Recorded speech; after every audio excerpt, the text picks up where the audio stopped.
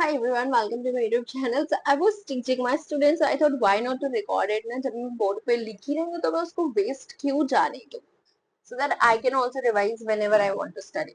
तो so biological classification हम इसमें चैप्टर स्टार्ट कर रहे हैं, ठीक है। सबसे पहले जो क्लासिफिकेशन होता है ना वो नॉन स्पेसिफिक था, यानी कि इतना उस टाइम पे इतना नहीं लोगों को पता था कि कैसे साइंटिफिकली कैसे उसको क्लासिफाई करें, बट पहला जो नॉन स्पेसिफिक क्लासिफिकेशन था वो यूज के बेसिस पे था कि जो जो चीजें हम किस किस चीज में यूज कर रहे हैं। जैसे फूड के लिए हम वेजिटेबल पल्सेस क्रॉप वगैरह यूज करते हैं, जो नॉन वेजिटेरियन होते हैं गोट चिकन वगैरह वो खाते हैं, तो वो सब फूड में आ गया है ना। शेल्टर के लिए हम जो यूज करते हैं टिम्बर वुड हम यूज करते थे, शीशम का है ना, टीक यूज करते थे। तो ये सारे जो वुड आ गए ये आ गए शेल्टर वाले वुड में, है ना। कुछ जो क्लोथिंग के लिए पहनने के लिए हम फाइबर यूज करते थे, कॉटन फाइबर जूट फाइबर, ये सब जो है क्लोथिंग में आ गया। देन उसके बाद हम ट्रांसपोर्ट के लिए horse ox bull, and then वो ट्रांसपोर्ट की कैटेगरी में आ गया। सिक्योरिटी के लिए डॉग्स को यूज कर ले। तो इस तरीके की एक नॉन स्पेसिफिक क्लासिफिकेशन थी कि जिस जिस चीज के लिए हम क्या क्या यूज करते हैं ना, फूड के लिए हम जो यूज करते हैं वो एक तरफ रख दिया, शेल्टर में हम जो यूज करते हैं वो एक तरफ रख दिया, क्लोथिंग एक तरफ रख दी, ट्रांसपोर्ट सिक्योरिटी। सो इस तरीके से जो है सबसे पहले नॉन स्पेसिफिक क्लासिफिकेशन हुआ। ओके, सो अब हम पढ़ने जा रहे हैं इसके बाद specific classification. So let's go. These are very crisp notes, by the way. तो सबसे पहला जो क्लासिफिकेशन दिया था ना, एरिस्टोटल ने दिया था क्लासिफिकेशन। देखो, कुछ भी क्लासिफाई करने से पहले शुरू में सबसे पहला क्लासिफिकेशन बहुत ही सिंपल हुआ, क्योंकि इन्होंने सिर्फ प्लांट को अलग कर दिया और एनिमल्स को अलग कर दिया। अब कहीं ना कहीं से तो शुरुआत होनी ही थी, तो इन्होंने स्टार्टिंग में, एंड जो भी कोई होता, अगर नॉर्मल इंसान आपके सामने बहुत सारी चीजें हैं, आप सबसे सिंपलेस्ट क्लासिफिकेशन उसका यही करोगे कि एक जो है इन्होंने प्लांट को अलग कर दिया। प्लांट को इन्होंने अलग कर दिया बेस्ड ऑन मॉर्फोलॉजिकल कैरेक्टर। कुछ ट्रीज कर दिए जो लंबे लंबे पेड़ होते हैं, देन श्रब्स कर दिए झाड़ वगैरह, एंड हर्ब्स कर दिए जो हरे भरे पेड़ होते हैं, ठीक है। सो ट्रीज हो गए जिसमें लंबे पेड़ आते हैं, ट्रीज श्रब्स एंड हर्ब्स इन्होंने कर दिया प्लांट्स के अंदर मॉर्फोलॉजिकल कैरेक्टर्स के बेसिस पर। एंड इन्होंने एनिमल्स के अंदर बोला कि किसी में जो है आरबीसीज होती है वो एनीमिया हो गया, एंड इनेमिया हो गया, एंड जिसमें आरबीसी नहीं होता है वो एनीमिया हो गया। ए आ रहा है तो जिसमें नहीं होता है आरबीसी, ठीक है। सो ये था एरिस्टोटल का क्लासिफिकेशन। उसके बाद सेकेंड किंगडम ऑफ क्लासिफिकेशन जो कार्ल कैरोलस लेनियस ने दिया था, के एल कैरोलस लेनियस ने दिया था सेकेंड किंगडम ऑफ क्लासिफिकेशन। इन्होंने जो क्राइटेरिया लिया था वो इन्होंने लिया था कि सेल वॉल प्रेजेंट है या नहीं है। अब प्लांट के अंदर तो हमें पता है कि सेल वॉल होती ही है, तो इन्होंने भी प्लांट और एनिमल को ही कंसिडर किया। बस इन्होंने बोला कि प्लांट होते हैं जिनमें सेल वॉल प्रेजेंट होती है उनको प्लांट के अंदर रख दिया, जिनमें सेल वॉल नहीं होती है उनको एनिमल में रख दिया। प्रोटोजोअन सारे प्रोटोजोआ एनिमल्स में आ गए, ठीक है। उसके बाद अगर हम बात करें, इन्होंने प्लांट के अंदर जो लिया है, दैट इज प्लांट के अंदर इन्होंने क्या किया, ब्लू ग्रीन एल्गी जो साइनोबैक्टीरिया होता है उसको ले लिया, क्राइजोफाइट्स ले लिए, डाइनोफ्लैगेलेट्स ले लिए। इनके बारे में अभी हम डिटेल में पढ़ेंगे, बट अभी आप ये समझो कि जो इन्होंने ये क्राइटेरिया लिया था और इन्होंने इसमें बीजीए भी डाल दिया, ब्लू ग्रीन एल्गी भी डाल दिया, इसमें फंजाई भी आ गए। अब आप देखो जो ब्लू ग्रीन एल्गी है वो एक प्रोकैरियोट है, वो ऑटोट्रॉप है, अपना खाना खुद बनाता है, फोटोसिंथेसिस करता है, एंड यूनिसेल्युलर है। अगर आप फंजाई की बात करोगे, फंजाई जो है वो मल्टी सेल्युलर होता है, यूकैरियोट है और हेट्रोट्रॉपिक है, इसके बिल्कुल ऑपोजिट है। ये फंजाई इसके बिल्कुल ऑपोजिट है ना। फंजाई मल्टी सेल्युलर है, यूकैरियोट है, हेट्रोट्रॉपिक है। उसके बाद सारे प्लांट जो है एल्गी, ब्रायोफाइट, स्टेरिडोफाइट, जिम्नोस्पर्म, एंजियोस्पर्म सब एक जगह आ गए। बड़े से बड़ा प्लांट, छोटे से छोटा प्लांट, जिसकी कोई वैल्यू नहीं है और जिसकी बहुत ज्यादा वैल्यू है, सब इन्होंने एक ही कैटेगरी में कंसिडर कर दिया कैरोलस लेनियस ने सेकेंड किंगडम ऑफ क्लासिफिकेशन में। एंड तो इनका जो डिमेरिट आया वो यही आया कि इन्होंने प्रोकैरियोट यूकैरियोट एक साथ रख दिए, इन्होंने यूनिसेल्युलर मल्टी सेल्युलर एक साथ रख दिए, इन्होंने ऑटोट्रॉप हेट्रोट्रॉप एक साथ रख दिए। सेल स्ट्रक्चर, बॉडी ऑर्गेनाइजेशन और मोड ऑफ न्यूट्रिशन जो है वो सब इन्होंने इनमें डिफरेंशिएट ही नहीं किया। तो ये इनका एक डिमेरिट था ये और सबसे बड़ा डिमेरिट यही था कैरोलस लीनियस ने जो ये क्लासिफिकेशन दिया। ठीक है, उसके बाद थर्ड किंगडम ऑफ क्लासिफिकेशन आया जिसमें इन्होंने ये हैकेल ने दिया था, इन्होंने प्रोटेस्टा एक कैटेगरी थी वो इन्वॉल्व कर दी, प्रोटेस्टा इन्होंने इन्वॉल्व कर दिया। Then fourth kingdom of classification Copeland ने दिया, इन्होंने मोनारा को इन्वॉल्व कर दिया। एंड जो फिफ्थ किंगडम ऑफ क्लासिफिकेशन जो वाइडली एक्सेप्टेड है जो हम पढ़ते हैं अभी, ये R.H. विटेकर ने दिया था 1959 में। इन्होंने कौन कौन से क्राइटेरिया लिए देखो, इन्होंने सेल स्ट्रक्चर लिया, इन्होंने बॉडी ऑर्गेनाइजेशन लिया, न्यूट्रिशन लिया, तीनों वही कैटेगरी लिए जो कि कैरोलस लीनियस ने जिनमें गड़बड़ की थी। Cell structure, body organisation, nutrition, reproduction and phylogenetic relationship भी इन्होंने कंसिडर करी। तो ये जो फाइव किंगडम क्लासिफिकेशन है ये मोस्टली एंड वाइडली एक्सेप्टेड है। इसके बाद सिक्स किंगडम क्लासिफिकेशन भी आया, वो भी अभी हम देखेंगे। सो इसमें पूरा जो है एक्सप्लेन है कि पहले कौन सा क्लासिफिकेशन है, then second, third, fourth and fifth kingdom of classification. उसके बाद एक बार हम इनका ओवरव्यू देख लेते हैं, ठीक है, इसके बाद जो है हम इनको डिटेल में पढ़ना स्टार्ट करेंगे। देखो अगर आप मोनेरा से स्टार्ट करोगे, मोनेरा देखो आप, Monera, protista, fungi, plant and animalia, हम ऐसे ही पढ़ते हैं सीक्वेंस में, ठीक है। तो आप देखो जब आप राइट हैंड की साइड जा रहे हो ना, एनिमल की साइड, तो वो बहुत ज्यादा एडवांस होते जा रहे हैं, बस इतना याद रखना है। और मोनेरा जो है वो यूनिसेल्युलर होता है, प्रोटिस्टा भी यूनिसेल्युलर है, बाकी तीनों जो है वो मल्टी सेल्युलर है, फंजाई, प्लांट एंड एनिमेलिया। ठीक है, उसके बाद जो है ये मोनेरा प्रोकैरियोट होते हैं, बाकी सारे यूकैरियोट्स हैं, बस। और इसमें प्रोकैरियोट है तो वेल डिफाइंड न्यूक्लियस नहीं होगा, सब में न्यूक्लियस प्रेजेंट होगा। इसकी सेल वॉल जो है, मोनेरा की सेल वॉल जो है वो कैसी होती है, नॉन सेल्यूलोसिक होती है। प्रोटिस्टा की जो सेल वॉल होती है वो प्रेजेंट होती है, कहीं कहीं प्रेजेंट होती है, प्रोटिस्टा में प्रेजेंट होती है सेल वॉल, मोनेरा में प्रेजेंट होती है, बट वो नॉन सेल्यूलोसिक होती है, पॉलीसेकेराइड और अमाइनो एसिड के मिलके बनी हुई होती है। फंजाई की अगर आप देखोगे तो वो काइटिन की बनी हुई होती है और उसमें सेल्यूलोस नहीं होता है।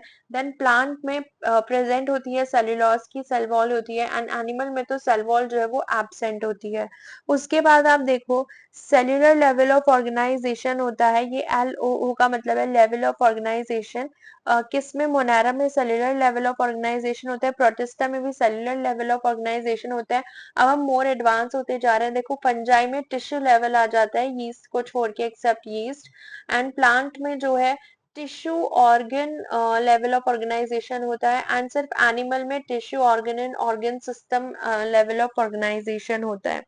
ठीक है, उसके बाद जो है लास्ट हम देखें मोड ऑफ न्यूट्रिशन में, जो मोनेरा होते हैं ना, ये क्या होते हैं, दे आर ऑटोट्रॉप भी होते हैं, हेट्रोट्रॉप भी होते हैं, बट ज्यादातर ये हेट्रोट्रॉप्स होते हैं, ऑटोट्रॉप नहीं होते हैं। ऑटोट्रॉप में photo autotroph and chemo autotroph आ जाते हैं, जो कि सनलाइट से अगर खाना बना रहे हैं तो फोटो ऑटोट्रॉप, कीमो केमिकल से बना रहे हैं तो कीमो ऑटोट्रॉप। हेट्रोट्रॉप में सेप्रोफाइट्स आ जाते हैं जो कि डेड या डिकेइंग मैटर पे जो ग्रो करें, they are saprophytes. And parasites जो होते हैं होस्ट के अंदर जाते हैं, वहां पे सरवाइव करते हैं, दे आर पैरासाइट्स।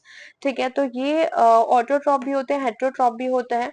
ऐसे प्रोटिस्टा भी ऑटोट्रॉप हेट्रोट्रॉप होते हैं, बट मोनेरा में याद रखना वो ज्यादातर हेट्रोट्रॉप होते हैं। फंजाई हम तो हेट्रोट्रॉपिक ही होते हैं, सैप्रोफाइट्स एंड पैरासाइट्स। प्लांट जो है वो तो ऑटोट्रॉप होते हैं, फोटोसिंथेसिस करते हैं। एंड एनिमल्स जो होते हैं वो हेट्रोट्रॉप्स होते हैं, इनके होलोजोइक होते हैं, सैप्रोफाइट्स होते हैं, हेट्रोट्रॉप्स होते हैं एनिमल्स। ठीक है, तो ये पूरा अच्छे से हमने देख लिया है। उसके बाद देखो एक चीज आपको इसमें याद रखनी है कि जो कैरोलस लिनियस का ये पूरा क्लासिफिकेशन था ना, इन्होंने क्या किया था, क्लेमाइडोमोनास और क्लोरेला को जिसके पास सेल वॉल है उसको इन्होंने सबको प्लांट्स में रख दिया था। तो इनके अकॉर्डिंग क्लेमाइडोमोनास और क्लोरेला जो है वो भी प्लांट में थे। अमोबा अमोइबा और पैरामीशियम जो है इनके पास सेल वॉल नहीं थी, और ये किस में थे, ये एनिमेलिया में थे। लेकिन जब ये फाइव किंगडम क्लासिफिकेशन आया तो ये सारे के सारे किस में आ गए, प्रोटिस्टा में आ गए, क्योंकि ये सब के सब यूनिसेल्युलर यूकैरियोट्स हैं, they all are unicellular eukaryotes. तो इनको प्रोटिस्टा में रख दिया। प्रोटिस्टा में कोई फर्क नहीं पड़ता किसी के पास सेल वॉल है नहीं है, इसमें बोल दिया कि हाँ कुछ के पास होती है कुछ के पास नहीं होती, लेकिन जितने भी यूनिसेल्युलर यूकैरियोट्स होते हैं सब प्रोटिस्टा में डाल दिए जाता है। तो ये chlamydomonas, chlorella and amoeba, paramecium paramecium, they all are unicellular eukaryotes, तो इसलिए ये किस में आ जाते हैं, प्रोटिस्टा में आ जाते हैं। अब हम एक एक क्लास को बहुत ही ज्यादा डीप में पढ़ने जा रहे हैं, ठीक है, तो ये एक ओवरव्यू था। इसमें हम मोनारा एंड प्रोटिस्टा पूरा कवर करेंगे। देखो मैंने पूरा एक चार्ट बना लिया है, इसको हम अच्छे से कवर करते हैं, ठीक है, एक एक वर्ड टू वर्ड जाएंगे।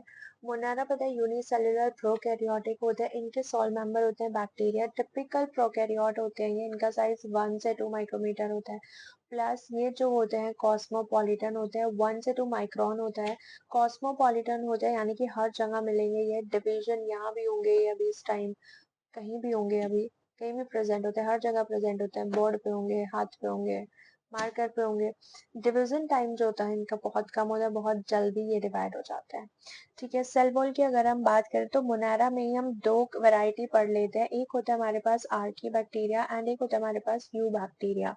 जो आर्की बैक्टीरिया होते हैं इनको हम एक्सट्रीमोफाइल्स बोलते हैं, यानी कि ये ऐसी ऐसी जगह आपको मिलेंगे जहाँ पे पॉसिबिलिटी ही नहीं है। थर्मोफाइल्स होते हैं जहाँ पे हाई टेम्परेचर होगा वहां मिलेंगे ये। हेलोफाइल्स होते हैं, सैलिनिटी अगर ज्यादा होगी वहां ये मिलेंगे, तो ये ऐसी ऐसी जगह पे प्रेजेंट होते हैं। एक्सट्रीमोफाइल्स इसलिए हम इनको बोलते हैं। इनके पास जो सेल वॉल होती है वो सूडोम्यूरेन की बनी हुई होती है, जिसकी वजह से ये इसको रेजिस्टेंस भी प्रोवाइड करती है। ईथर लिंकेज इसमें देखने को मिलता है एंड ओवर ब्रांच्ड लिपिड्स होते हैं। तो ये था आर्की बैक्टीरिया के बारे में। यू बैक्टीरिया के अंदर ईस्टर लिंकेज होता है एंड पेप्टिडोग्लाइकन होता है, ठीक है। ईस्टर लिंकेज एंड जो इसकी सेल वॉल होती है वो पेप्टिडोग्लाइकन की मिलके बनी हुई होती है, बाकी इसके अंदर ईस्टर लिंकेज होता है एंड इसके अंदर ईथर लिंकेज होता है, ये डिफरेंस होता है। अब ये शेप देखो बैक्टीरिया की, कुछ जो राउंड शेप के होते हैं कॉकस बोलते हैं, ये जो रॉड शेप्ड का होता है इसको हम बोलते हैं बैसिलस। इसमें अंदर आपको एंडोस्पोर मिलते हैं, ये एंडोस्पोर इनको रेजिस्टेंस प्रोवाइड करते हैं एंड ये एंडोस्पोर जो है कैल्शियम डिपिकोलिनिक एसिड के मिलके बने हुए होते हैं। विब्रियो होता है comma shaped and then spiral shaped का होता है ये स्पाइरिलम एंड इसके ऊपर फ्लैजेला होता है। तो ये शेप्स एंड टाइप्स हो गए बैक्टीरिया के। इनके न्यूट्रिशन पे आते हैं, हम ब्यू बैक्टीरिया का पढ़ रहे हैं, ठीक है। न्यूट्रिशन जो होता है ऑटोट्रॉप हेट्रोट्रॉप होंगे। ऑटोट्रॉप जो अपना खाना खुद बनाते हैं, फोटोट्रॉप जो लाइट की हेल्प से अपना खाना खुद बनाते हैं। इसमें हमारा साइनोबैक्टीरिया आ जाता है, blue green algae. Blue green algae के पास क्लोरोफिल ए पिगमेंट होता है और जिसके जो कलर ब्लू इसको मिल रहा है किसके पास ब्लू पिगमेंट भी होता है। इसके एग्जाम्पल एनाबिना एंड नॉस्टॉक हो गए, जो इंडिपेंडेंटली नाइट्रोजन को फिक्स करते हैं, यानी कि ये नॉन सिम्बायोटिक होते हैं, बिना किसी की हेल्प के ये खुद ही नाइट्रोजन को फिक्स कर सकते हैं। So they are non symbiotic nitrogen fixing bacteria, cyanobacteria. Anabaena and nostoc इसी के एग्जाम्पल है। कीमोऑटोट्रॉप होते हैं जो ऑक्सीडाइज करते हैं इनऑर्गेनिक केमिकल्स को, जैसे कि हमारे पास जो इनऑर्गेनिक केमिकल्स होते हैं नाइट्रेट नाइट्राइट अमोनिया हो गया, फॉस्फेट सल्फेट पैरेट, ये सब इनऑर्गेनिक होते हैं, इनको ऑर्गेनिक में कन्वर्ट करते हैं कीमोऑटोट्रॉप, इनको यूज करते हैं, इनको ऑर्गेनिक में कन्वर्ट करते हैं, इसको नाइट्रोजन में कन्वर्ट कर देंगे।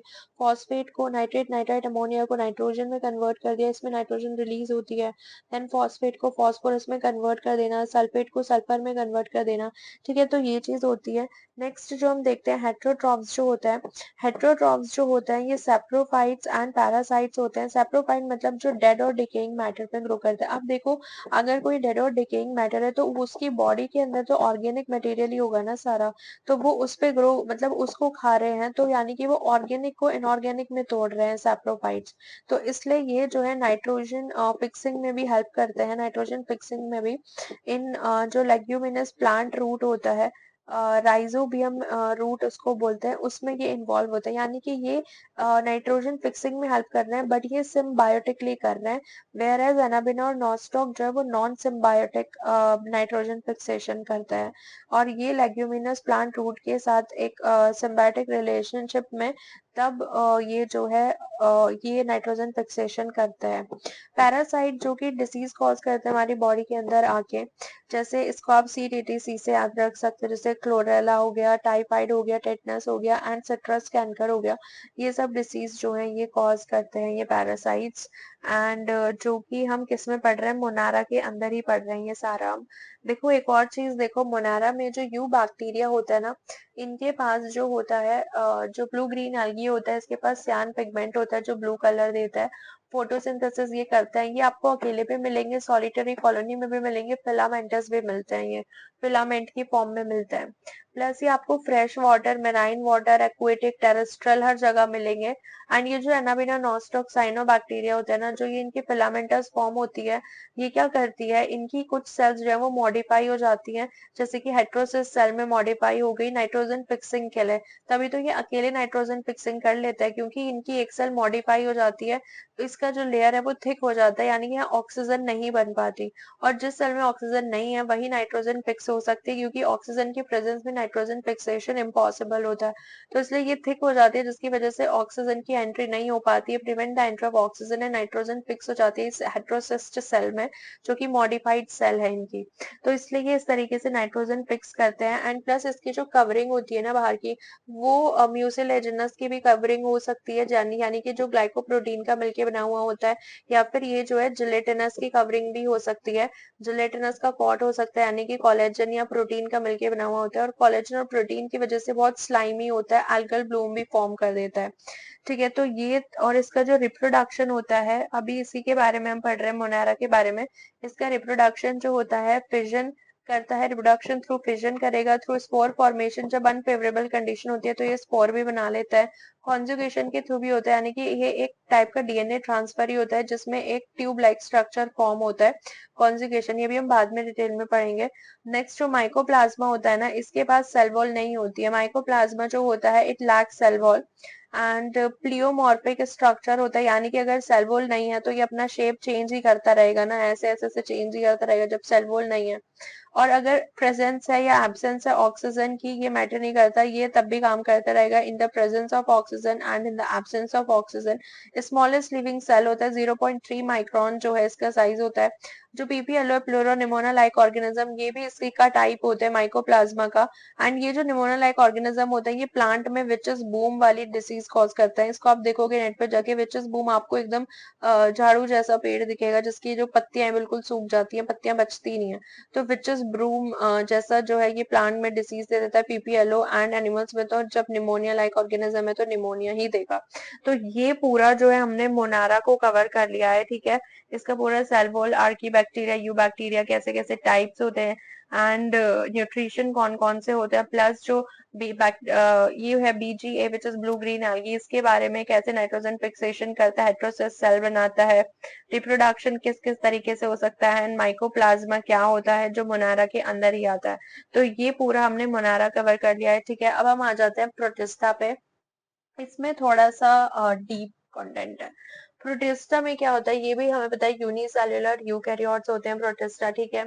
सबसे पहले ये जो है प्राइमरली एक्वेटिक थे पहले, उसके बाद ये धीरे धीरे लैंड पे आए, है ना। तो प्रोटिस्टा जो है धीरे धीरे आना स्टार्ट हुए, लेकिन ओरिजिन जो है वो हर चीज का, आप इवोल्यूशन पढ़ोगे, हर चीज का ओरिजिन जो है वो वाटर से ही हुआ है, एंड उसके बहुत से प्रूफ भी हमको मिल चुके हैं। तो ये प्राइमरली एक्वेटिक थे प्रोटिस्टा, ठीक है। इनके बारे में देखो, अगर ये मोटाइल है तो इनके पास सीलिया फ्लैजुला प्रेजेंट होगा। इनकी बाउंड्री जो है वो डिफाइन नहीं है, यानी कि इसमें कोई फर्क नहीं पड़ता किसी के पास सेल वॉल है नहीं है, कैसा दिखता है क्या नहीं। अगर वो यूनिसेल्युलर है और वो यूकैरियोट है, आप उसको प्रोटिस्टा में लाके पटक दो, बस प्रोटिस्टा में लाके रख दो अगर वो यूनिसेल्युलर है एंड यूकैरियोट है। बाकी इसलिए इसकी बाउंड्रीज कोई डिफाइन नहीं है। ये कनेक्टिंग लिंक की तरह काम करता है। देखो, जो ये मोनारा, प्रोटिस्टा, फंजाई, प्लांटी, एनिमेलिया, जो प्रोटिस्टा होता है ये यूनिसेल्युलर है, मोनारा भी यूनिसेल्युलर है, प्रोटिस्टा यूकैरियोट है, बाकी सारे यूकैरियोट्स हैं, फंजाई, प्लांटी, एनिमेलिया। तो ये कनेक्टिंग लिंक दोनों को कनेक्ट कर रहा है, कनेक्टिंग लिंक की तरह काम करता है प्रोटिस्टा, ठीक है। और इसमें जो रिप्रोडक्शन होता है वो एक तो सेक्सुअली जो रिप्रोडक्शन होता है वो फ्यूजन के थ्रू होता है, जिसमें जाइगोट बनता है। दूसरा जो है वो एसेक्सुअल रिप्रोडक्शन होता है, जो कि फिजन के थ्रू होता है। तो फिजन एंड फ्यूजन दोनों होते हैं इसके अंदर, प्रोटिस्टा के अंदर। अब इसके आप टाइप्स देखो, इसके जो टाइप्स आते हैं, क्राइजोफाइट्स आते हैं, dinoflagellates, euglenoids and slime moulds, and then protozoans, ठीक है। तो ये होते हैं CDE, that is chrysophytes, dinoflagellates, euglenoids, slime moulds, protozoans. तो ये जो है इसके टाइप्स हैं। तो जो क्राइजोफाइट्स की अगर हम बात करेंगे, क्राइजोफाइट्स जो हैं ये ओशन के प्रोड्यूसर्स होते हैं। अब देखो हम ऐसे चल रहे हैं तो बहुत डेवलप्ड हम कैरेक्टर पढ़ रहे हैं ऐसे, तो अब सीरीज वाइज आप याद रखना कि हम डेवलप साइड जा रहे हैं। तो ये जो होते हैं प्रोड्यूसर हैं, जैसे डायटम्स इसमें होते हैं वो प्रोड्यूस कर रहे हैं। और डायनोफ्लैगेलेट भी फोटोसिंथेटिक होते हैं, लेकिन यूग्लिनॉइड मिक्स्ड होता है। ये अगर लाइट है तो फोटोसिंथेटिक भी कर लेंगे, अगर लाइट नहीं है तो ये प्रीडेट भी कर लेंगे।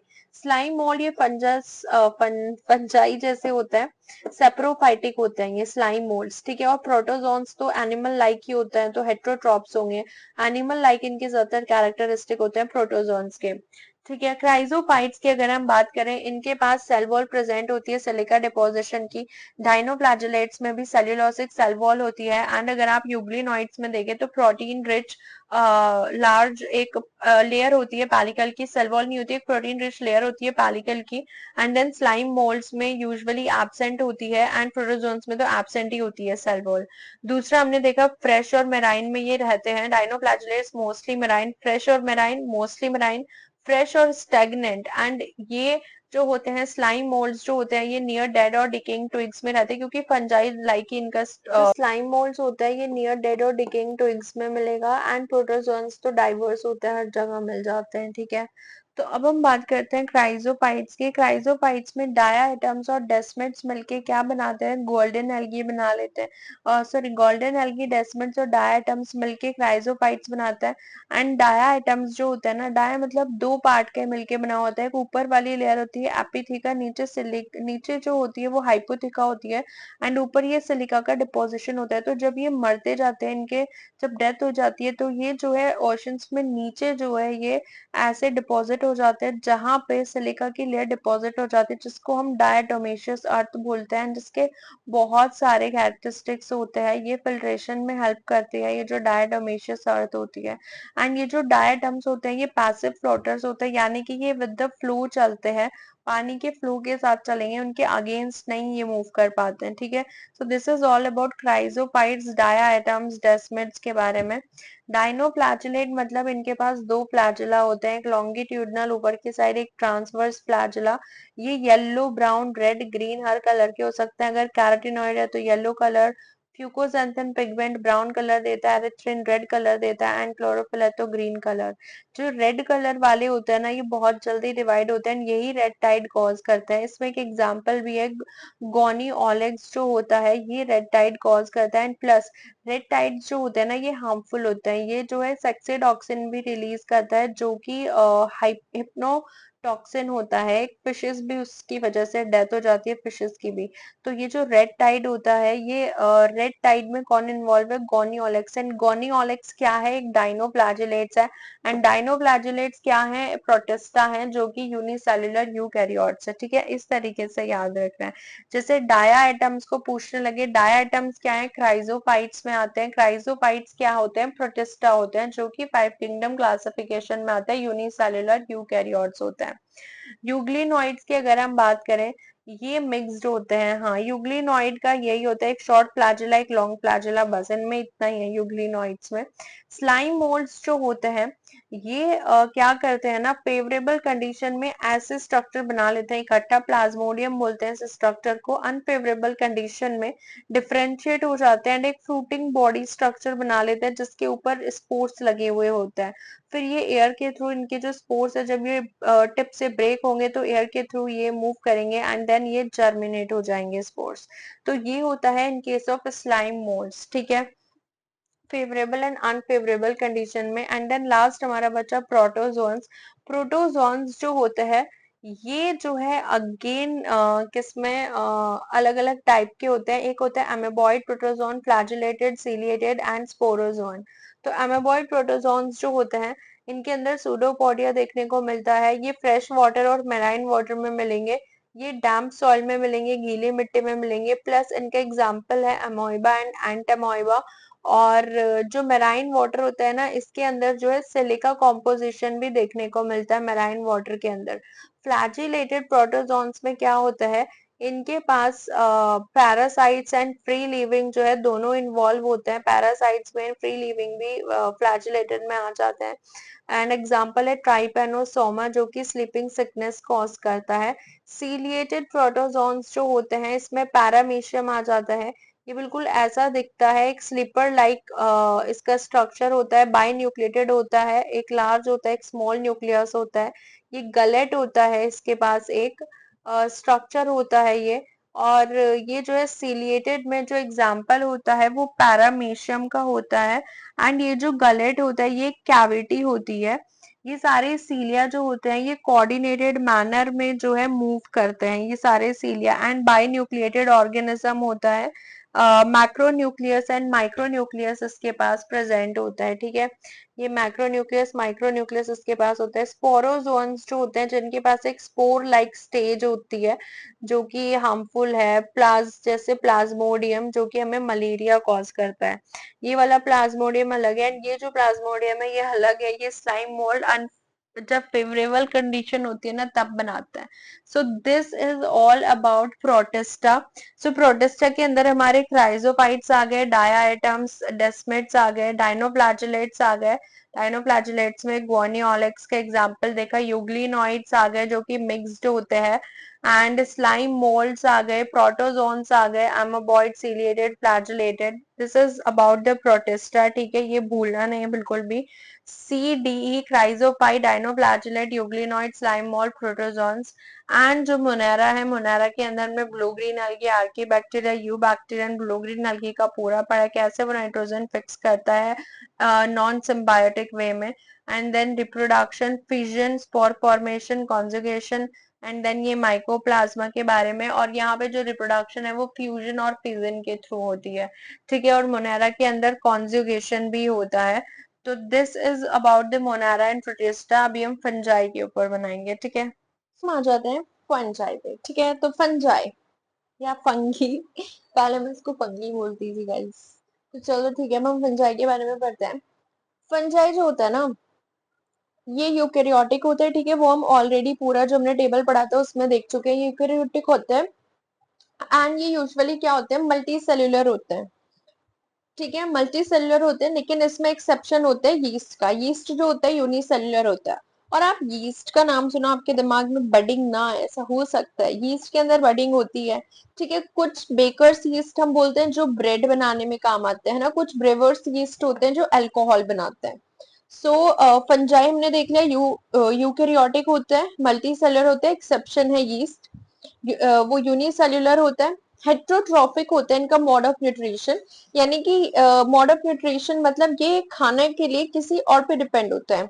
सेप्रोफाइटिक होते हैं। सेप्रोफाइटिक मतलब दूसरे डेड और डिकेइंग मैटर पे ये फीड करते हैं। जैसे आप अगर ब्रेड रख दोगे तो उसके ऊपर आप बोलते नहीं कि फंगस लग जाता है ना। ऑरेंज आप रख दोगे वो सड़ जाता है, पूरा रोट लग जाता है, ऑरेंज रॉट, ब्रेड मोल्ड। तो ये सब जो होते हैं ये फंगस कैसे होते हैं, सेप्रोफाइटिक होते हैं, यानी कि ये डेड और डिकेइंग मैटर पे ग्रो करते हैं। पैरासिटिक भी होते हैं, कुछ डिसीज भी कॉज करते हैं। एनिमल्स में तो आप देख लो फंजाई इचिंग वगैरह हो जाती है ना, तो वो फंगस की वजह से हो जाता है। ओके, सो जो पक्सीनिया ग्रामिनेस होता है ये ब्लैक रस्ट कोज करता है व्हीट के ऊपर। ठीक है, काला काला आप देखते हो ना, वो ब्लैक रस्ट जो होता है व्हीट के ऊपर जिसको हम ट्राइटिकम बोलते हैं। एल्ब्यूगो कैंडिडा जो होता है मस्टर्ड पे, ये व्हाइट रस्ट कोज करता है, सफेद सफेद सा आपको दिखेगा। You can search it on internet. And animals में तो पता ही है कि इचिंग वगैरह ये कराई देते हैं फंगस। ठीक है, तो कुछ पैरासिटिक होते हैं यानी कि कुछ डिसीज कॉज करते हैं, कुछ सेप्रोफाइटिक होते हैं यानी कि दूसरी चीजों पर डिपेंड करता है। अब जैसे आप मशरूम देखोगे, मशरूम हम खाते भी हैं तो वो भी फंगस के अंदर ही आता है, फंजाई के अंदर ही आता है। मशरूम भी फंजाई होता है। एंड टोड स्टूल जो होता है ना ये भी बिल्कुल मशरूम जैसे ही दिखता है। ये जो होते हैं they actually look like mushroom only. आप सर्च करना, ये बहुत सुंदर लगते हैं टोड स्टूल। ये भी फंजाई में ही आते हैं, तो फंगस के अंदर ही आता है। मशरूम भी फंगस ही होता है, तो हम फंगस भी खाते हो, मशरूम खाते हैं हम लोग। पेनिसिलियम जो है वो भी फंगस ही है। पेनिसिलियम जिससे हमारा सबसे पहला एंटीबायोटिक बना था पेनिसिलिन, जो अलेक्जेंडर फ्लेमिंग ने बनाया था, है ना। तो पेनिसिलियम भी फंजाई ही है। और न्यूट्रिशन हमने देख लिया, mode of nutrition saprophytic and parasitic होता है। एसोसिएशन अगर हम इसके बारे में देखें, यानी कि किसके साथ रह सकता है, एसोसिएट कर सकता है, ये सिम्बायोटिक रिलेशनशिप बनाता है। सिम्बायोटिक का मतलब होता है कि दोनों को एक दूसरे से बेनिफिट हो रहा है। तो एक तो ये एल्गी के साथ बना लेगा, फंजाई और एल्गी मिलके जो है आपस में एक बना लेते हैं, आपस में रहते हैं, एक दूसरे पे डिपेंड होते हैं, जिसको हम लाइकेन बोलते हैं। तो लाइकेन के अंदर फंजाई और एल्गी का एसोसिएशन होता है। फंजाई जो होता है इसमें वो मायोबायोन्ट होता है।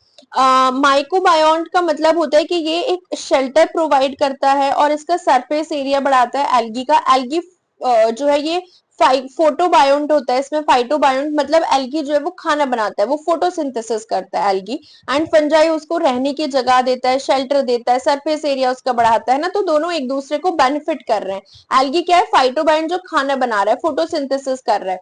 फंजाई क्या है, जो उसको शेल्टर दे रहा है रहने के लिए। दूसरा ये एसोसिएशन में रहते हैं फंजाई, जो हायर प्लांट होते हैं ना उनकी रूट के साथ ये अपना एसोसिएशन बना लेते हैं, उनके साथ रहने लग जाते हैं फंजाई। और इस वाले रिलेशनशिप को, सिम्बायोटिक रिलेशनशिप को हम क्या बोलते हैं, माइकोराइजा। माइकोराइजा का मतलब होता है कि फंजाई का जो एसोसिएशन है किसके साथ, रूट्स ऑफ हायर प्लांट।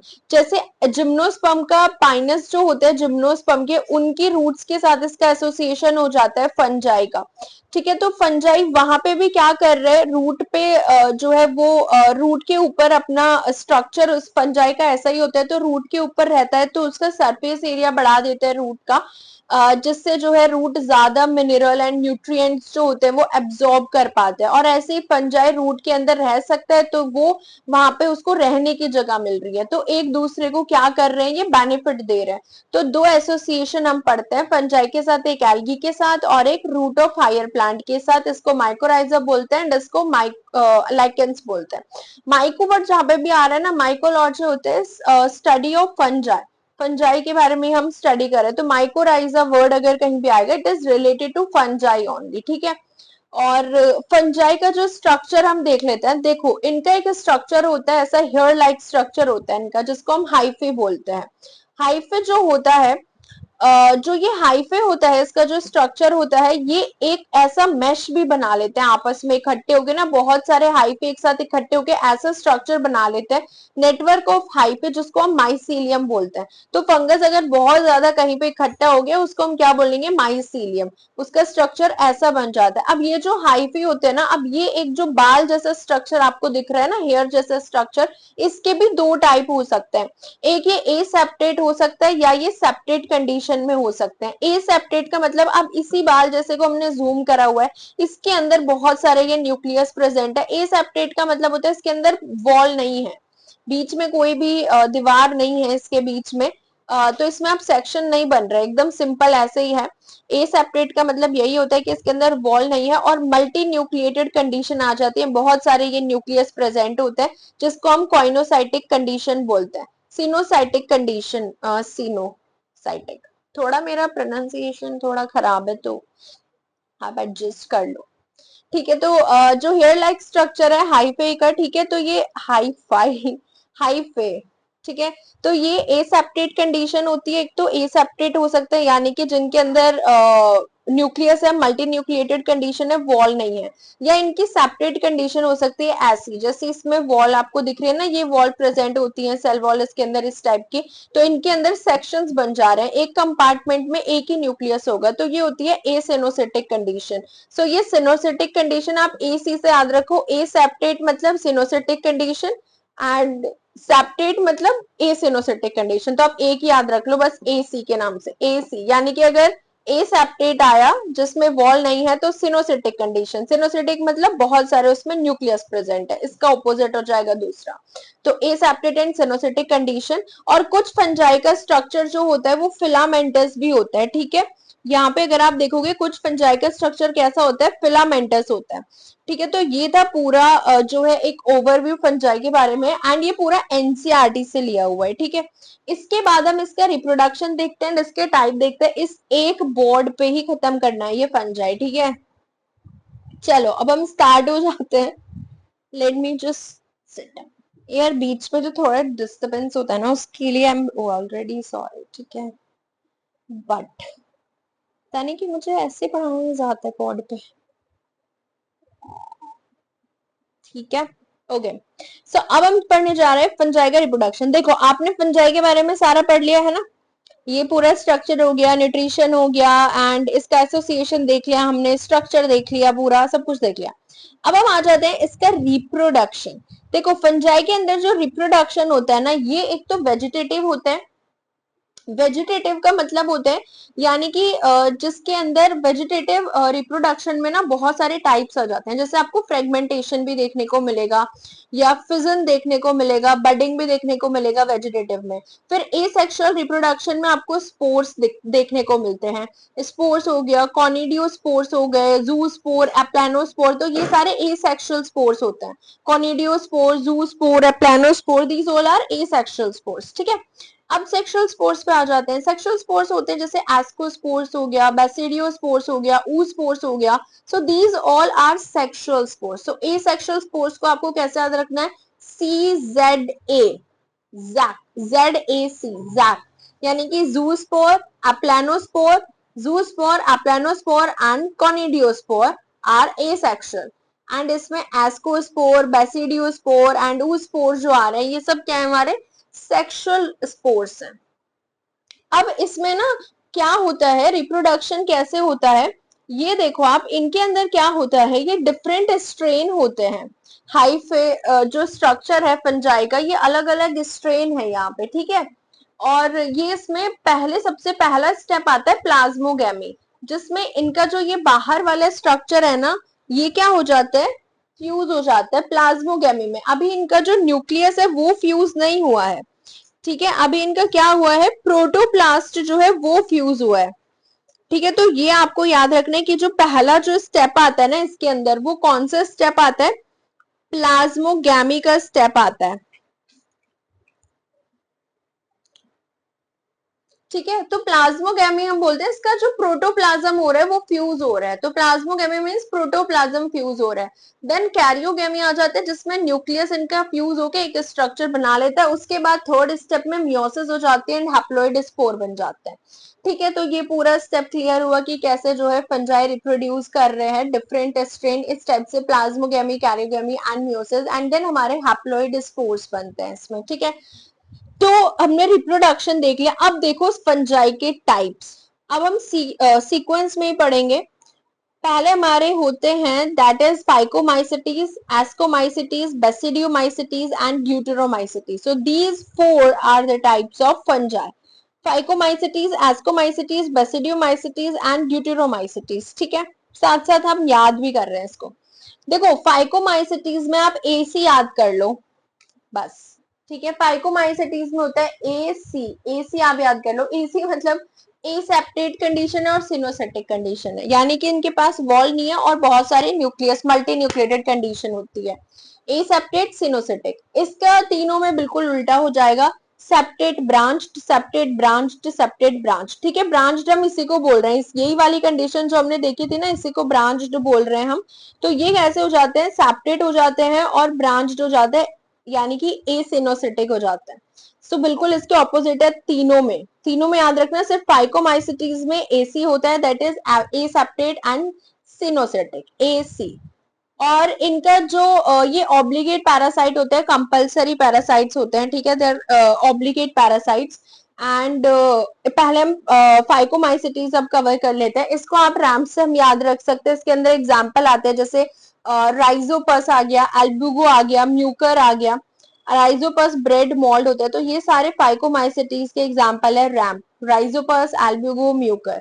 अब देखो इन सब में ना हमको मेन चीज क्या पढ़नी है, सब में जो डिफरेंस है वो इनके एसेक्सुअल रिप्रोडक्शन और इनके सेक्सुअल रिप्रोडक्शन को लेके है, तो वहां पे आपको ज्यादा अच्छे से देखना है। ठीक है, देखो इसका जो एसेक्सुअल रिप्रोडक्शन है फाइकोमाइसिटीज का, इसके अंदर जू स्पोर बन रहे हैं। एसेक्सुअल में हमने तीन ही टाइप के स्पोर्स देखे थे, जैक, जू स्पोर था, देन एप्लानोस्पोर था एंड कोनिडियोस्पोर्स था। तो इसमें एसेक्सुअल में सिर्फ जू स्पोर बनते हैं, एप्लानोस्पोर बनते हैं। एंड जो भी स्पोर ए से स्टार्ट हो रहा है ना, ए से स्टार्ट हो रहे हैं जो भी स्पोर, वो सारे एंडोजीनियसली प्रोड्यूस होते हैं, यानी कि अंदर के साइड प्रोड्यूस होते हैं। ठीक है, तो ये याद रखना, एप्लानोस्पोर अगर आ रहा है यानी कि एंडोजीनियसली प्रोड्यूस्ड ए है, जूस्पोर मोटाइल होता है, प्लानोस्पोर नॉन मोटाइल होता है, प्लस एंडोजीनसली प्रोड्यूस्ड है। तो ये एसेक्सुअल रिप्रोडक्शन हो गई। उसके बाद सेक्सुअल रिप्रोडक्शन में इसमें जाइगोस्पोर बनते हैं, जिसमें गैमेट्स आपस में फ्यूज होते हैं, जाइगोस्पोर बन जाता है। तो फाइकोमाइसिटीज में एसेक्सुअल में जूस्पोर, प्लानोस्पोर एंड सेक्सुअल में जाइगोस्पोर। ठीक है, तो ये क्लियर हुआ। इसमें प्लस गैमेट्स जो होते हैं, आइसोगैमेट्स होते हैं, एनआइसोगैमेट्स होते हैं एंड ऊगैमेट्स होते हैं। देखो आइसोगैमेट्स कंडीशन होती है जहां पे गैमेट्स का जो मॉर्फोलॉजी है वो सिमिलर है। गैमेट्स जो होते हैं they are similar in morphology. Anisogametes मतलब वो डिसिमिलर होते हैं मॉर्फोलॉजी में। ठीक है, इनकी मॉर्फोलॉजी मतलब स्ट्रक्चरली जो होते हैं वो डिफरेंट होते हैं एनआइसोगैमेट्स में गैमेट्स। एंड ऊगैमेट्स मतलब कि ऊगैमस कंडीशन एक स्पेशल कंडीशन आ जाती है जिसमें जो फीमेल होती है वो तो बड़ी एंड नॉन मोटाइल होती है, वो मूव नहीं करती। एंड जो मेल होता है, मेल गैमेट जो होता है वो स्मॉल होता है एंड वो मोटाइल करता है। ठीक है, मतलब मूव कर सकता है, मोटाइल होता है। तो ये ऊगैमस कंडीशन आ जाती है। फीमेल जो होती है वो बिग होती है, नॉन मोटाइल, एंड मेल जो होता है वो मोटाइल एंड स्मॉल होता है। तो ये पूरा खत्म हो चुका है फाइकोमाइसिटीज के बारे में। ठीक है, एस्कोमाइसिटीज में आ जाते हैं। तो याद है ना आपको, देखो ए सेक्सुअल में जू एंड अप्लानो, सेक्सुअल में zygospore and gamete isogamous anisogamous oogamous. अब देखो एस्कोमाइसिटीज में आप याद रख सकते हो NaCa या CaNa, कैना के नाम से याद रख सकते हो, या NaCa। ठीक है, कैन, कैन के नाम से भी याद रख सकते हो। ठीक है, तो एस्कोमाइसिटीज में न्यूरोस्पोरा आ जाता है, एस्परजिलस आ जाता है एंड क्लेविसेप। क्लेविसेप्स जो होते हैं ये बहुत सारे अल्कलॉइड्स एंड जो LSD होते हैं उन सबका सोर्स क्या होता है, क्लेविसेप होता है, क्लेविसेप फंजाई। न्यूरोस्पोरा हम जेनेटिक पढ़ेंगे, उसमें बहुत इंपॉर्टेंट रोल होता है न्यूरोस्पोरा का। हम देखते हैं ना जेनेटिक में इसकी स्टडी हुई है, मैपिंग वगैरह में हम देखते हैं। तो न्यूरोस्पोरा को genetic mostly used in genetic work में बहुत यूज होता है। ड्रोसोफिला ऑफ प्लांट किंगडम हम इसको बोलते हैं। ठीक है, क्योंकि हाँ प्लांट में ड्रोसोफिला ऑफ प्लांट किंगडम, क्योंकि ज्यादातर जेनेटिक वर्क जो होता है वो ड्रोसोफिला पे हुआ है, तो इसको हम ड्रोसोफिला ऑफ प्लांट किंगडम बोल देते हैं न्यूरोस्पोरा को। प्लस इसके अंदर देखो सबसे पहले आप ए सेक्शुअल पे आ जाओ, क्योंकि हमने इसका ए सेक्शुअल पहले पढ़ा था। ए सेक्शुअल में इसमें जूस्पोर एंड प्लानोस्पोर बन रहे थे। इसमें ए सेक्शुअल में कॉनिडियोस्पोर्स बनते हैं, कॉनिडिया बनता है ना। और यही हमारा ए सेक्शुअल में तीसरे टाइप का था, कॉनिडिया स्पोर्स। सो एस्कोमाइसिटीज में कॉनिडिया बनता है। और ये क्योंकि ए से स्टार्ट नहीं हो रहा है, सी से स्टार्ट हो रहा है, तो ये एक्सोजिनसली प्रोड्यूस होते हैं, बाहर के साइड प्रोड्यूस्ड होते हैं, कॉनिडियोस्पोर्स बनते हैं। ठीक है, ए सेक्सुअल स्पोर में याद रखना कॉनिडियोस्पोर बनते हैं। एंड इसके पूरे जो स्पोर का फॉर्मेशन होता है ना वो हम एक बार डिटेल में देख लेंगे बाद में कि कैसे स्पोर्स का फॉर्मेशन होता है। इसमें एक डाई कैरियन स्टेज भी आती है। ए सेक्सुअल स्पोर में कॉनिडियोस्पोर बनते हैं, इसके अंदर डाई कैरियन स्टेज भी आती है। और ये एक्सोजीनसली प्रोड्यूस्ड होते हैं ऑन स्पेशल माइसीलियम, जिसको हम कॉनिडियोफोर बोलते हैं। ठीक है, एक्सोजीनसली प्रोड्यूस्ड हो रहे हैं कॉनिडियोस्पोर। एंड यहाँ पे हमने देखा था अप्लानोस्पोर कैसे प्रोड्यूस हो रहे थे, एंडोजीनसली प्रोड्यूस हो रहे थे। सेक्सुअल में देखो, इसमें सेक्सुअल में एस्कोस्पोर्स बनते हैं। देखो ये एक पूरी एक फ्रूटिंग बॉडी होती है, इस पूरी फ्रूटिंग बॉडी को हम बोलते हैं एस्कोकार्प। तो पूरी फ्रूटिंग बॉडी के अंदर ये स्पोरेंजियम होते हैं।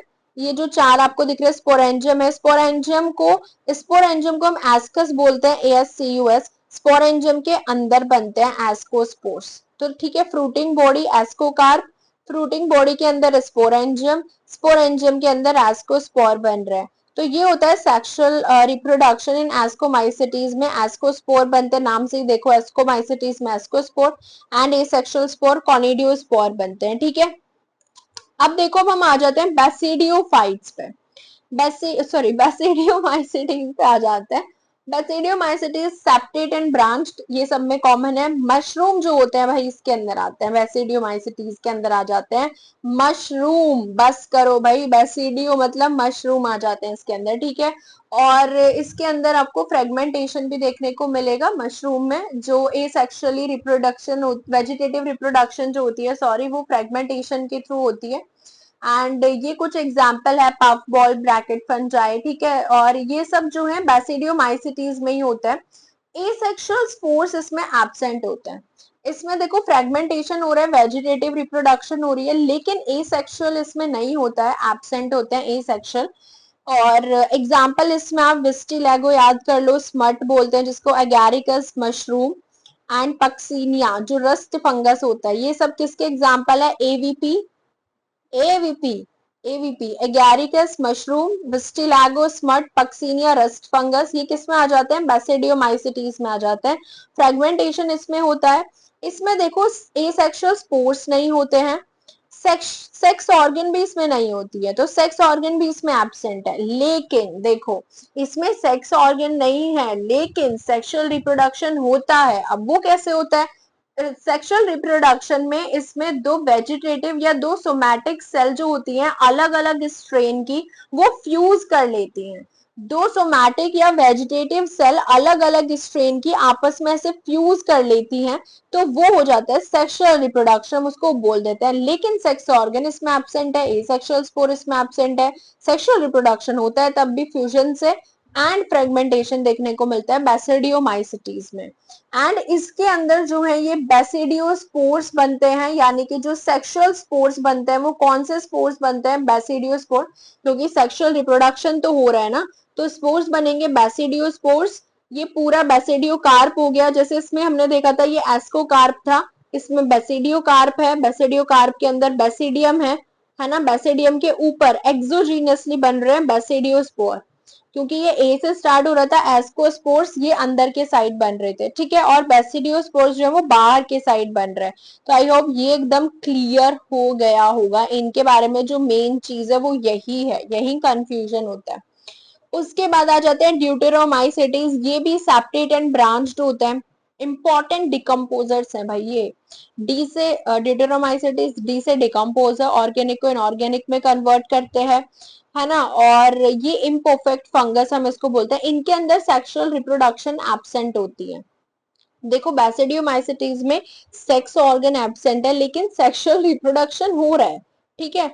और ड्यूटेरोमाइसिटीज में सेक्सुअल रिप्रोडक्शन ही एब्सेंट है, तो इसके अंदर ए सेक्सुअल स्पोर बनते हैं सिर्फ कॉनिडियोस्पोर्स, यानी कि सिर्फ इसके अंदर कॉनिडियोस्पोर्स बनते हैं, कोई सेक्सुअल रिप्रोडक्शन इसमें नहीं होती है, ठीक है। और इसमें अगर आप देखोगे ना बेसिडियोमाइसिटीज में बेसिडियोस्पोर्स बनते हैं, ठीक है। हाँ, तो इसमें क्या होते हैं, सिर्फ और सिर्फ यही बनते हैं, कॉनिडियोस्पोर्स ही बनते हैं इसके अंदर, ठीक है, ड्यूटेरोमाइसिटीज में। ओके, सो इसमें आई थिंक हमने सारा फंजाई जो है वो कवर कर लिया है, ठीक है। एक बार मैं ओवरव्यू इनका बता देती हूँ क्योंकि यही क्लियर, इसी में थोड़ा कंफ्यूजन होगा, ठीक है। एग्जाम्पल तो आप देख लोगे, यहाँ पे देखो फाइकोमाइसिटीज में ए सेक्सुअल रिप्रोडक्शन में जूस्पोर एप्लानोस्पोर बन रहे हैं। ए आ रहा है एप्लानोस्पोर में, ए मतलब एंडोजीनसली प्रोड्यूस्ड है, अंदर हो रहे हैं, ये नॉन मोटाइल होते हैं, जूस्पोर मोटाइल होते हैं। सेक्सुअल इसमें जाइगोस्पोर बन रहा है जो कि दो गैमेट के फ्यूजन से होता है। अगर हम एस्कोमाइसिटीज में देखें, एस्कोमाइसिटीज में जो ए सेक्सुअल स्पोर बन रहा है वो कॉनिडिया बन रहा है, कॉनिडियो स्पोर्स बनते हैं इसमें ए सेक्सुअल में, एंड सेक्सुअल में इसमें एस्कोस्पोर बनते हैं। ऐसे ही बेसिडियोमाइसिटीज में ए सेक्सुअल स्पोर्स तो एब्सेंट होते हैं इसके अंदर सेक्सुअल रिप्रोडक्शन होती है सिर्फ, जो कि फ्यूजन की वजह से होती है, लेकिन सेक्स ऑर्गन एब्सेंट होते हैं। प्लस फ्रेगमेंटेशन भी बेसिडियोमाइसिटीज में ही होती है क्योंकि इसी में मशरूम आ जाते हैं, है ना।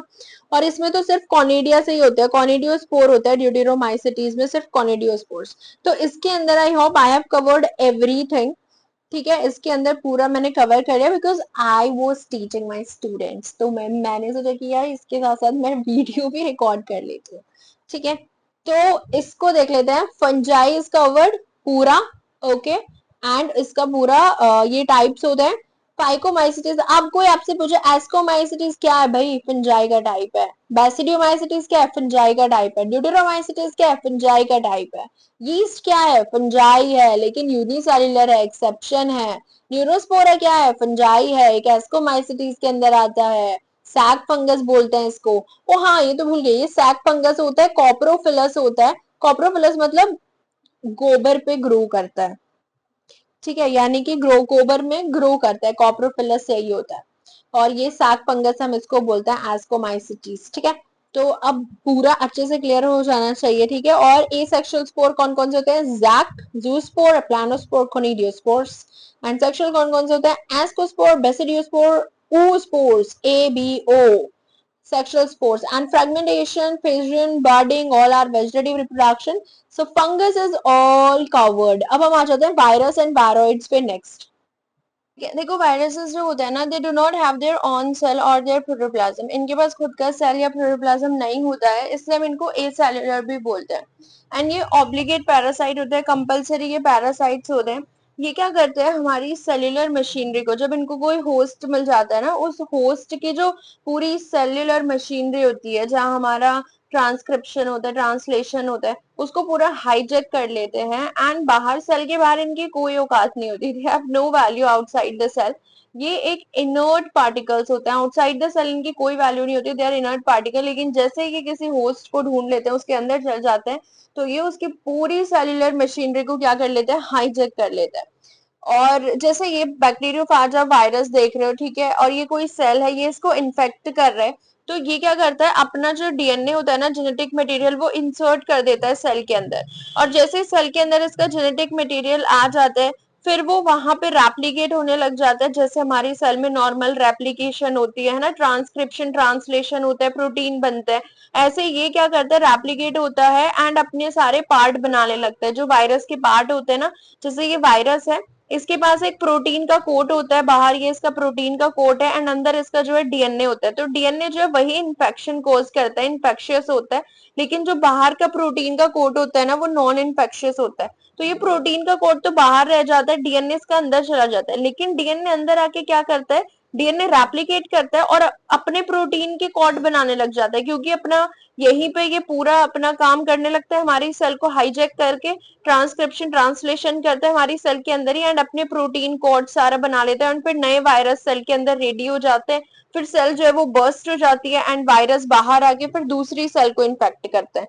ठीक है, तो ये इस तरीके से पूरा प्रोसेस होता है वायरस का। मतलब बाहर इनका कोई वैल्यू नहीं है, कोई औकात नहीं है हमारे बॉडी के बाहर या होस्ट के बाहर। लेकिन जैसे ही इनको कोई होस्ट मिल जाता है, so they are always ready to hijack. ठीक है, तो ये एक हमने पढ़ा वायरस के बारे में ओवरव्यू। चलो अब हम थोड़ा और इधर आ जाते हैं ऑन दी टाइप्स। ठीक है, स्ट्रक्चर देखते हैं अब हम थोड़ा वायरस का। वैसे इनकी जो डिस्कवरी थी वो डीजे इवानोस्की ने की थी। ठीक है, और जो पहले जिसने ये देखा था कि जो वायरस फर्स्ट इनका जो क्रिस्टलाइन नेचर होता है, वो स्टैनले ने देखा था। तो इन्होंने बोला था कि वायरस जो है वो प्रोटीन के बने हुए होते हैं, क्योंकि प्रोटीन ही क्रिस्टल फॉर्म करता है। तो क्रिस्टलाइज किसने किया था, फर्स्ट स्टैनले ने। देन ये बेजरेनिक थे, जिन्होंने कॉन्टाजियम विवियम फ्लूइडम ये एक टर्म दी थी। इसका मतलब था लिविंग इन्फेक्शियस फ्लूइड।